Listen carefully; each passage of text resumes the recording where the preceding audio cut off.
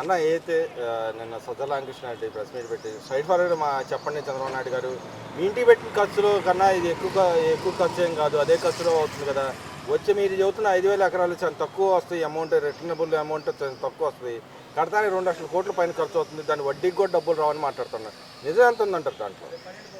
దయ్యాలు వేదాలు వల్లించినట్లుగా ఉందండి. ఈ Sajjala Ramakrishna Reddy and co team ఎవరైతే ఉన్నారో, సజ్జల రామకృష్ణారెడ్డి డైరెక్షన్లో Jaganmohan Reddy last 5 years run చేస్తే అప్పుడేమన్నారు, 3 రాజధానులు అని చెప్పేసి 3 ముక్కలాటాడారు. ఈరోజు ఏమంటున్నారు, అమరావతిని క్యాపిటల్గా మొత్తం ప్రజలందరూ ఆమోదించారు.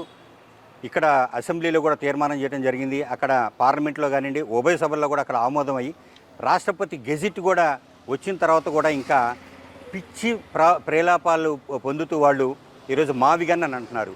అంటే ఆ రోజు 3 రాజధానుల అంశం అయిపోయింది, ఈరోజు మావిగన్ అని అందుకున్నారు.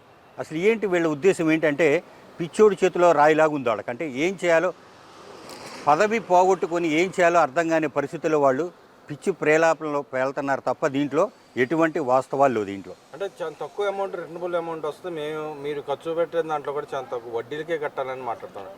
నిజంగానే వడ్డీలకి కట్టాల్సి వస్తుంది అంటారా? అలాంటిది ఏం లేదండి.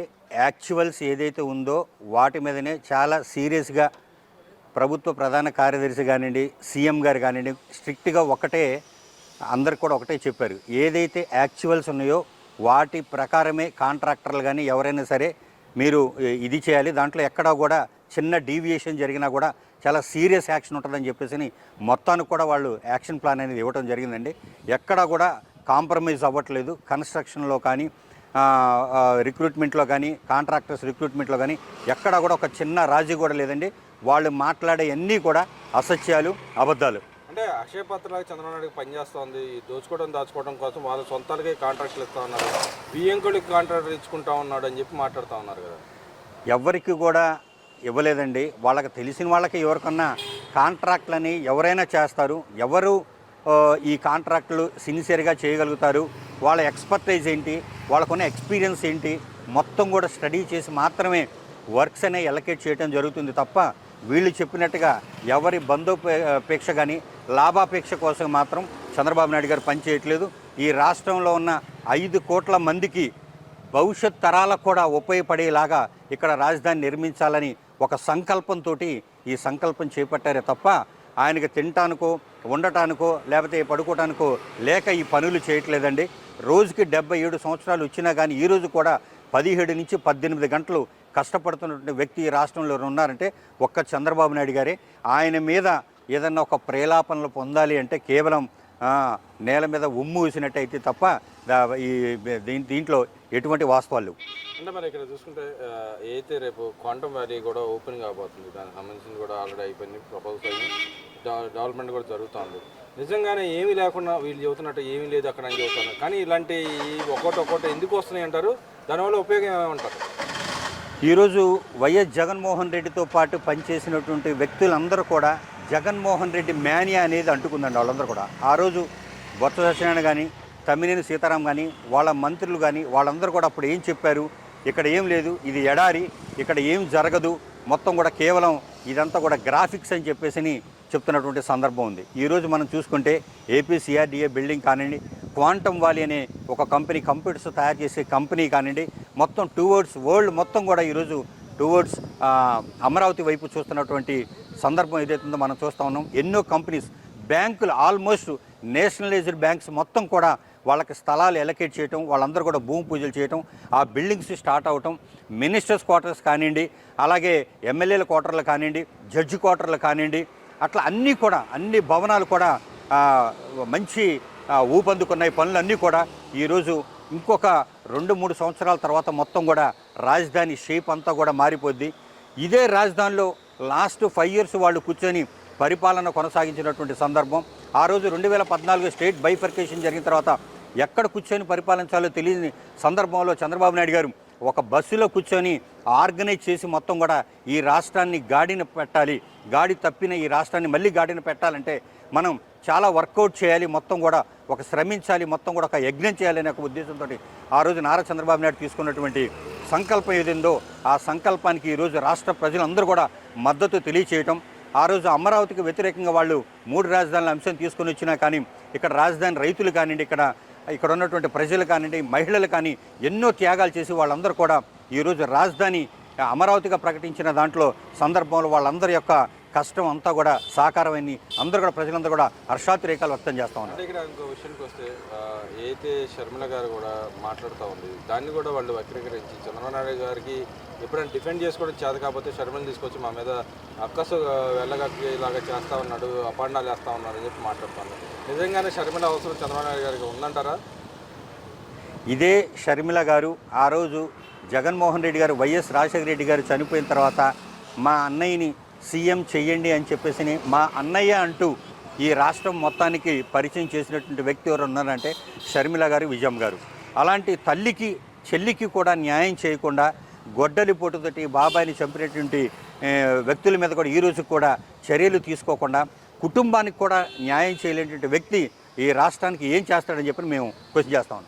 మరి ఇక్కడ ఇంకో మాట షర్మిల గారు కూడా నేను అడుగుతోంది, ప్రతిసారి గొడ్డలి గన్ను ఇవన్నీ మాట్లాడుతున్నాను, ఎందుకు నేను మాటలు మాట్లాడుకున్నా ప్రజల పక్షాన ఏం పోరాడదలుచుకున్నావు, ప్లస్ అభివృద్ధి పరంగా నువ్వేం చదవదలుచుకున్నావు చెప్పాల్సి పోయి విధ్వంసం ఖర్చుల కార్పణ్యాలు ఎందుకని చెప్పి అంటా ఉంది.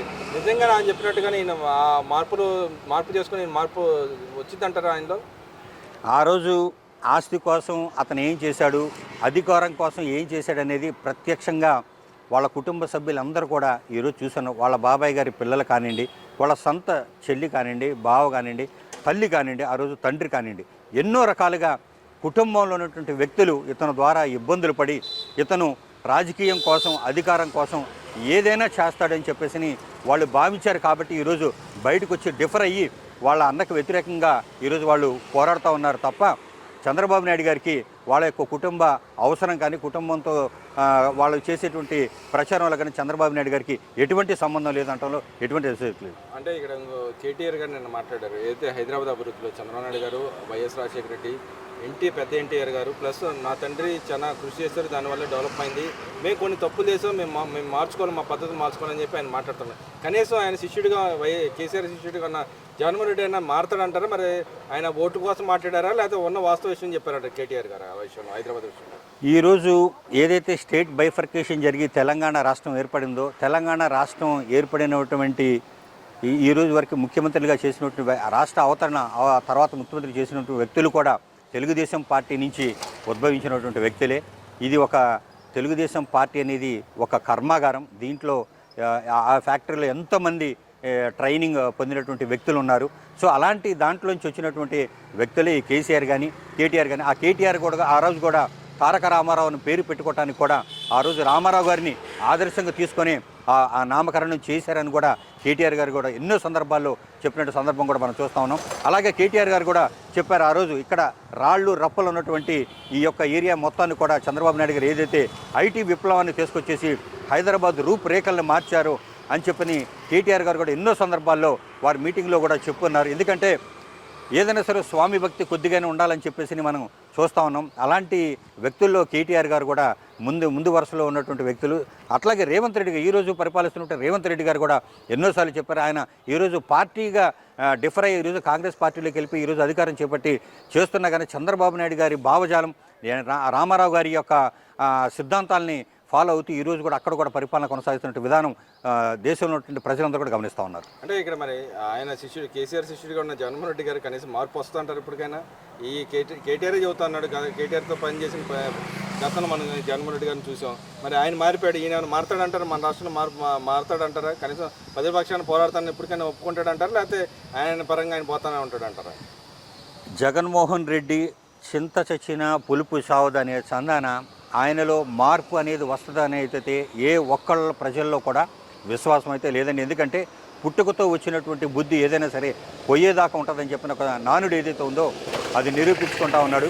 కేసీఆర్ గారు కూడా తెలుసు. కానీ ఆ రోజు అక్కడ ఉన్నటువంటి ఇక్కడ సెటిలర్స్ ఎవరైతే ఉన్నారో ఆ సెటిలర్స్ యొక్క ఓట్లు పొందడం కోసం ఆ రోజు ఇక్కడ అధికారంలో ఉన్నటువంటి వైఎస్ జగన్మోహన్ రెడ్డికి ఫేవర్గా మాట్లాడి తెలుగు వాళ్ళ ఓట్లు పొందటం కోసం ఆ రోజు మాట్లాడిన మాటలే తప్ప ఆ రోజు కేసీఆర్ గారు కూడా తెలుసు ఇది కేవలం జగన్మోహన్ రెడ్డి చేసేదంతా కూడా విధ్వంసం అని చెప్పి తెలుసు. మరి కేసీఆర్ గారు ఆ రోజు ఇతను సపోర్ట్ చేశాడు. మరి అదే కేసీఆర్ గారు అక్కడ కూడా 3 రాజధానులు కదా, అక్కడ 25 రాజధానులు కట్టవచ్చు. తెలంగాణలో కూడా ఇప్పుడు చాలా జిల్లాలైన అక్కడ కూడా తెలంగాణలో కూడా అక్కడ కూడా మరి జిల్లాకు ఒక రాజధాని ఆయన కూడా నిర్మించుకోవచ్చు కదా. ఆయనకైతే ఒక రాజధాని ఉండాలి, ఇక్కడ మాత్రం 3 రాజధానులకి ఆ రోజు ఈయన సపోర్ట్ చేశాడు. కేవలం ఏంటంటే జగన్మోహన్ రెడ్డి అండ్ కో ఆ రోజు అధికారంలో ఉన్నారు కాబట్టి తెలుగు ప్రజల యొక్క ఓట్లు పొందడం కోసం మాత్రం మాట్లాడిన మాటలే తప్ప ఆయనలో కూడా పరివర్తన వచ్చింది, ఆయనలో కూడా మార్పు వచ్చింది కూడా. కానీ జగన్మోహన్ రెడ్డిలో మాత్రం మార్పు రాదు. అదేవిధంగా ఫైనల్గా చెప్పండి, ఏదైతే ఆయన రేపు 15వ తారీఖు మూలవారం పోర్టు వెళ్ళి మళ్ళీ ధర్నా చేయబోతున్నాడు, ఎలా చూస్తారు? గతంలో వాళ్ళ నాయకులు వెళ్ళి ధర్నా సక్సెస్ అని చెప్పి వాళ్ళే చెప్పుకున్న పరిస్థితి, మళ్ళీ ఈయన ఎందుకు వెళ్ళాల్సి వస్తుంది అంటారు? ప్లస్ ఏదైతే మన రాష్ట్ర వ్యవసాయ శాఖ మినిస్టర్ గారు ఆల్రెడీ చెప్పారు, ప్రధానమంత్రి గారు వచ్చి ఓపెన్ చేస్తారని కూడా ఆయన అనౌన్స్ చేయడం జరిగింది. ఎలా దొరుకుతుంది పరిణామాలు, ఎలా దొరుకుతుంటారు? మనం చూసామండి 2019 ఎలక్షన్లో ఏదైతే జగన్మోహన్ రెడ్డి ఒక్క ఛాన్స్ ఇవ్వండి అని చెప్పేసి కనపడ్డ ఒక 10 మంది ఎక్కడ నిలబడ్డ అక్కడ గ్రూపులుగా ఒక నెట్వర్క్ని ఏర్పాటు చేసుకొని ఒక్క ఛాన్స్ అనే ఒక నినాదంతో సెంటిమెంట్ని అడ్డం పెట్టుకొని, తండ్రి చనిపోయిన సెంటిమెంట్ని అడ్డం పెట్టుకొని ప్రజల మోసపూరిత హామీలు ఇచ్చి ఆ రోజు అధికారంలోకి రావడం జరిగింది. ఇదంతా కూడా ప్రజలు గమనించారు. లాస్ట్ 5 ఇయర్ 2019, 24లో ఏం జరిగిందనేది మొత్తం విధ్వంసం ఏదైతే ఉందో మొత్తం కూడా ప్రజలందరూ కూడా గమనించారు. కాబట్టి ఇతను మళ్ళీ తిరిగి తనకు అధికారం ఒప్పజెప్తే ఈ రాష్ట్రం మొత్తం కూడా విధ్వంసం వినాశనం అవుతుందనే ఒక ఉద్దేశంతో అతను కనీసం ప్రతిపక్ష హోదా కూడా తనకి ఇవ్వకూడదనే ఉద్దేశంతో కేవలం 11 సీట్లనికి ఆయన్ని కట్టబెట్టి అతను కూర్చోబెట్టిన సందర్భం ఏదైతే ఉందో మనందరం కూడా చూస్తూ ఉన్నాం. అతను ఎన్ని పోర్టులు తిరిగినా, ఎక్కడ తిరిగినా, ఏం చేసినా కానీ అతన్ని విశ్వసించే పరిస్థితులు అయితే ఏ ఒక్క ప్రజలు కూడా లేరని చెప్పేసి మేము ఘంటాపథంగా చెప్తాను.